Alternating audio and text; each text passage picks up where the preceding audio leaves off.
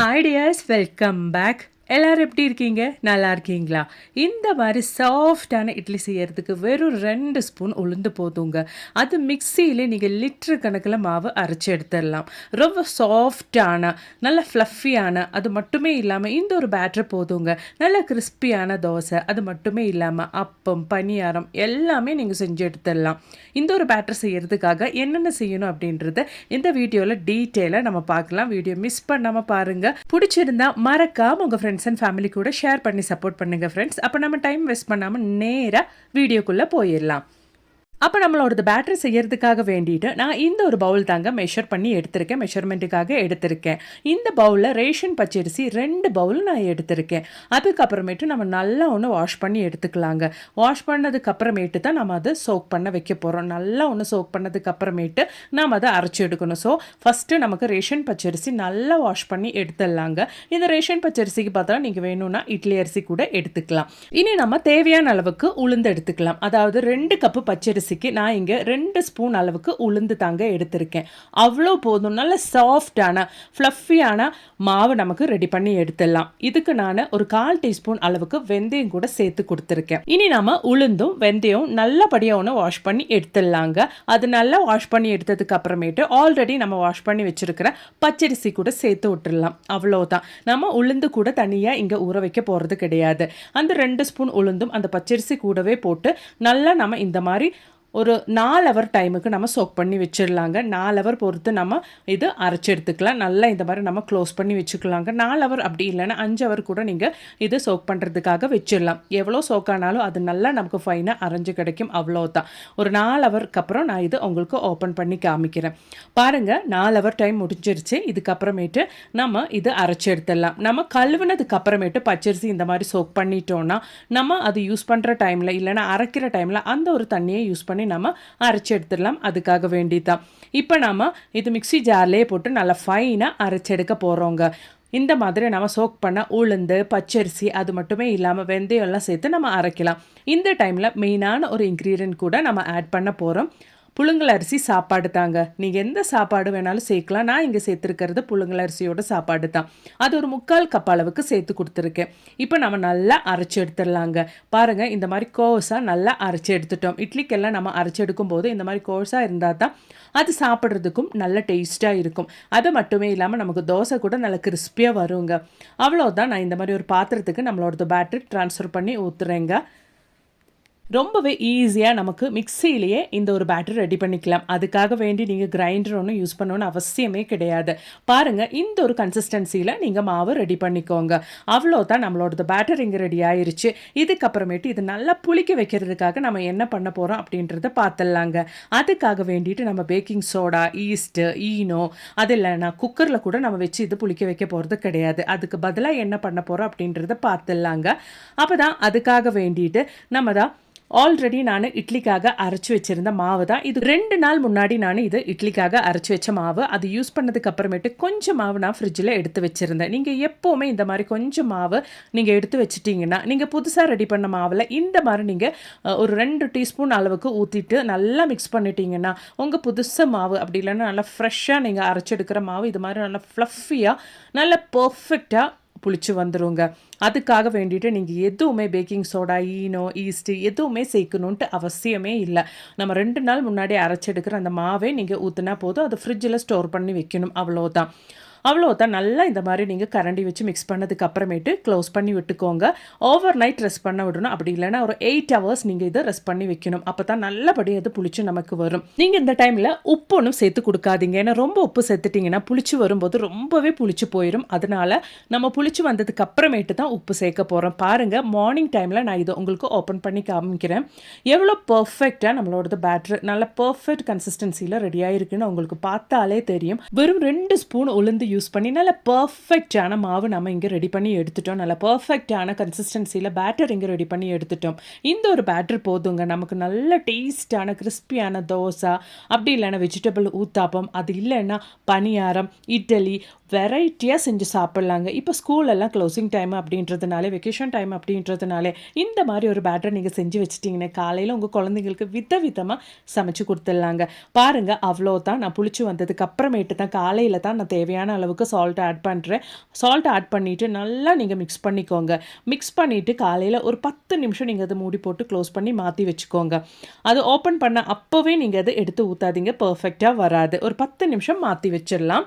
இந்த ஒரு 10 நிமிஷம் டைமுக்கு ஒரு குயிக் சாம்பார் ரெசிபி நம்ம பார்த்துடலாங்க. அதுக்காக வேண்டிட்டு சாம்பார் பருப்பு அப்படி இல்லைன்னா துவரம் பருப்பு தாங்க நான் இந்த மாதிரி தேவையான அளவுக்கு, அதாவது ஒரு பவுல் அளவுக்கு எடுத்திருக்கேன்.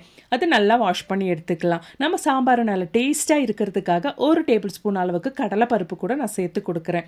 இந்த மாதிரி நீங்கள் செஞ்சிட்டிங்கன்னா உங்கள் சாம்பார் நல்ல டேஸ்ட்டாக இருக்குங்க. ஒரு வெஜிடபிள்ஸ் கூட இல்லாமல் நல்ல ஹெல்த்தியான டேஸ்டியான சாம்பார் தான் நம்ம இங்கே பார்க்க போகிறோம். இப்போ இந்த ஸ்டேஜில் நான் 2 சின்ன வெங்காயம் அது மாதிரியே 2 பூண்டு கூட சேர்த்து கொடுக்குறேங்க. இந்த பூண்டெல்லாம் சேர்க்கறது அவ்வளோ நல்லது நம்ம சாம்பாரெல்லாம் குக் பண்ணும்போது. பெரிய பூண்டு தான் எடுத்திருக்கேன் நான். இந்த டைமில் கொஞ்சம் பெரிய தக்காளி, நல்ல பழுத்த தக்காளி அது கூட நீங்கள் சேர்த்து கொடுத்துக்கோங்க. சேர்த்து கொடுத்துட்டு நம்ம இது நல்லா ஒன்று குக் பண்ணி எடுத்துடலாங்க. நல்ல டேஸ்டான வெஜிடபிளே சேர்க்காத ஒரு அருமையான சாம்பார் ரெசிபி. இது அப்படியே நம்ம குக்கருக்கு ட்ரான்ஸ்ஃபர் பண்ண போகிறோங்க. அவ்வளோதான். இனி சீக்கிரமாகவே நம்மளோடது சாம்பார் ரெடி ஆயிரும். நிறைய பேருக்கு இந்த ஒரு சாம்பார் ரெசிபி தெரியும் நினைக்கிறேன். தெரியாதவங்களுக்கு வேண்டி தான் நான் இதை ஷேர் பண்ணுறேன். இந்த டைமில் தேவையான அளவுக்கு மஞ்சள் தூள், அதாவது ஒரு 1/4 டீஸ்பூன் அளவுக்கு மஞ்சள் தூள் சேர்த்து கொடுத்துருக்கேன். அதோடவே இந்த டைமில் நம்ம சாம்பார் நல்லா ஹெல்த்தியாக இருக்கிறதுக்காக வேண்டிட்டு நான் கேஸ்ட்ரோல் ஆயில் தாங்க ஊற்றுறேன். கேஸ்ட்ரோல் ஆயில் அவ்வளோ நல்லது. குழந்தைங்களுக்கெல்லாம் இது நம்ம அடிக்கடி கொடுக்கறதுனால டைஜஷன் ப்ராப்ளம் எல்லாம் இருந்தால் அதெல்லாம் சரியாயிரும். பெரியவங்களுக்காக இருந்தாலும் அவ்வளோ நல்லதுங்க. சாம்பாரெல்லாம் நீங்கள் குக் பண்ணும்போது இந்த மாதிரி கேஸ்ட்ரோல் ஆயில் ஊற்றி செஞ்சுட்டிங்கன்னா கேஸ்ட்ரிக் ப்ராப்ளம்லாம் இருக்கிறவங்களுக்கு இருக்கவே இருக்காது. நான் ஒரு 1/4 டீஸ்பூன் அளவுக்கு இந்த சாம்பாரில் நான் இந்த ஒரு கேஸ்ட்ரோல் ஆயில் கூட ஊற்றியிருக்கேங்க.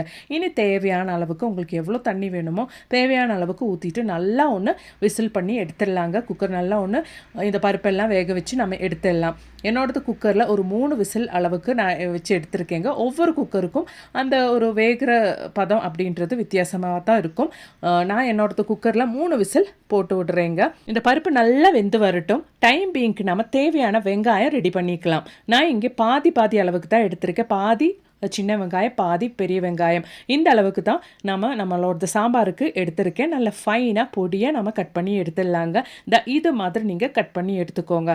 கொஞ்சம் கூடுதல் அளவுக்கு சின்ன வெங்காயம் இருந்தால் இன்னும் உங்கள் சாம்பாருக்கு நல்ல டேஸ்ட்டே கிடைக்குங்க. கண்டிப்பாக நீங்கள் இந்த மாதிரி கொஞ்சம் கூடுதல் அளவு சின்ன வெங்காயமே எடுத்துக்கோங்க. பாருங்கள், நல்லா பருப்பெல்லாம் வெந்து வந்தாச்சு.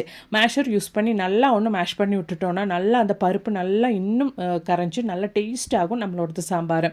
காலையில் குயிக்காக ரெடி பண்ணக்கூடிய ஒரு அருமையான சாம்பாருங்க. வெஜிடபிள்ஸே இல்லைன்னா கூட பேச்சுலர்ஸாக இருந்தாலும் யாராக இருந்தாலும் ஈஸியாக ரெடி பண்ணக்கூடிய ஒரு அருமையான சாம்பார். அதுவும் ஹோட்டல் ஸ்டைல் சாம்பார் ரெசிபி தான் நம்ம இங்கே பார்க்க போகிறோம். நல்லா மேஷ் பண்ணி எடுத்துட்டோம். இனி ஒன்று தாளித்து விட்டுறலாங்க. அவ்வளோதான், நம்மளோட டேஸ்டியான சாம்பார் இங்கே ரெடி ஆயிரும். அதுக்காக வேண்டிட்டு ஒரு பேனில் நான் கோகனட் ஆயில் தான் 1 டேபிள் ஸ்பூன் அளவுக்கு ஊற்றி விட்டுறேங்க.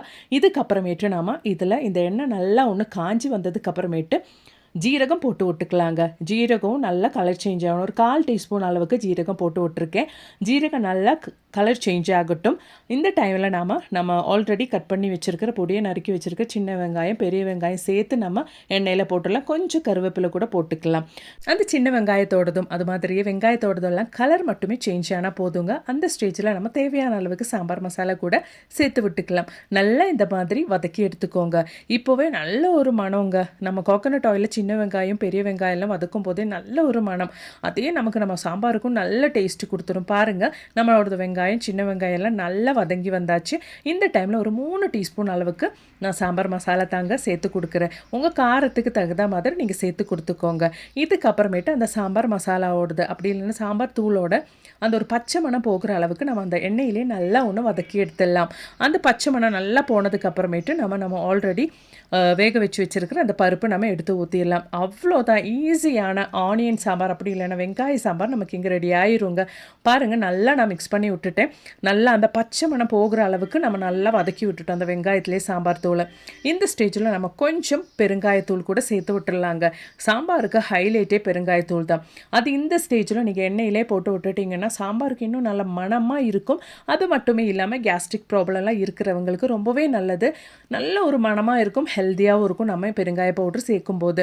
அவ்வளோதான், நம்ம வேக வச்ச பருப்பு நம்ம எடுத்து ஊற்றிக்கலாம். ஒரு 5 நிமிஷம் டைமுக்கு நீங்கள் ஒரு லோ ஃப்ளேமில் இந்த பருப்பு ஒன்று குக் பண்ணி எடுத்து எடுத்துக்கோங்க. அப்போ தான் அந்த நல்லபடியாக அந்த மசாலா அது மாதிரி அந்த வெங்காயத்தோட டேஸ்ட் எல்லாம் பருப்பில் இறங்கும். அதுக்காக வேண்டிட்டு நம்ம இது வரைக்கும் நம்ம சாம்பாருக்கு தேவையான சால்ட்டு சேர்க்கவே இல்லை.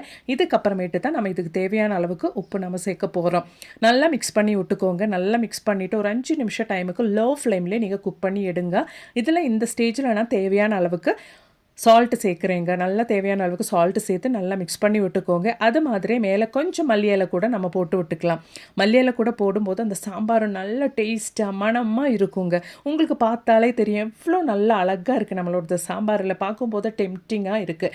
அதே மாதிரி தாங்க சாப்பிட்றதுக்கும் இட்லி கூட சாப்பிட்றதுக்கு அவ்வளோ அருமையான ஒரு கோம்போ இது. கண்டிப்பாக இந்த வெங்காய சாம்பார் அப்படி இல்லைன்னா ஆனியன் சாம்பார் செய்ய தெரியாதவங்க நான் கண்டிப்பாக இந்த ஒரு வீடியோ பார்த்து நீங்கள் செஞ்சு பாருங்கள். அவ்வளோ டேஸ்ட்டாக இருக்கும். அப்போ நீ அவ்வளோ தாங்க நம்மளோடது இட்லி பேட்டர் 10 நிமிஷம் டைம் முடிஞ்சிருச்சு. நம்ம இது மாதிரி ஸ்டீம் பண்ணுறதுக்காக இட்லி பாத்திரத்தில் எடுத்து ஊற்றிடலாம். 10 நிமிஷம் அது மாற்றி வச்சதுக்கு அப்புறம் நம்ம எடுத்து ஊற்றும் போது இன்னும் கொஞ்சம் நல்லா ஃப்ளஃபியாக இருக்கும் நம்மளோடது மாவு. அதுக்காக வேண்டி தான் நம்ம ஒரு 10 நிமிஷம் மாற்றி வச்சதுக்கு அப்புறமேட்டு நம்ம பேட்டர் ஊற்றுறோம். பாருங்கள் நல்ல டேஸ்டான சாஃப்டான இட்லிங்க ரெடி ஆயிருச்சு. ஈஸியாக ரெடி பண்ணிடலாங்க. அது மிக்சியில் எவ்வளோ லிட்டர் கணக்கில் மாவு கூட நீங்கள் ரெடி பண்ணி எடுத்துடலாம். அந்த மிக்சி சூடாகும், அதனால் நம்ம இட்லி கெட்டியாகும். அந்த மாதிரி பிரச்சனையே இல்லை. பாருங்க நல்ல சாஃப்ட் அண்ட் ஃப்ளஃபியாக நம்மளோடது இட்லிங்க ரெடி ஆயிருச்சுங்க. இதுக்கப்புறமேட்டு கண்டிப்பாக நீங்களும் ஒரு 2 டீஸ்பூன் உளுந்து யூஸ் பண்ணி இந்த மாதிரி பேட்டர் நீங்களும் வீட்டில் ட்ரை பண்ணிவிட்டு இட்லி தோசை அது மட்டுமே இல்லாமல் பணியாரெல்லாம் செஞ்சு பார்த்துட்டு உங்கள் கமெண்ட்டு கண்டிப்பாக என்னோடது வீடியோ கீழே போட்டு தெரிய வைங்க. அது மட்டுமே இல்லாமல் நிறைய வீடியோஸ் நான் என் சேனலில் போட்டிருக்கேன். அது கூட கொஞ்சம் செக் பண்ணி பாருங்கள். பிடிச்சிருந்தா மறக்காமல் லைக் பண்ணுங்கள். தேங்க்ஸ் ஃபார் வாட்சிங்.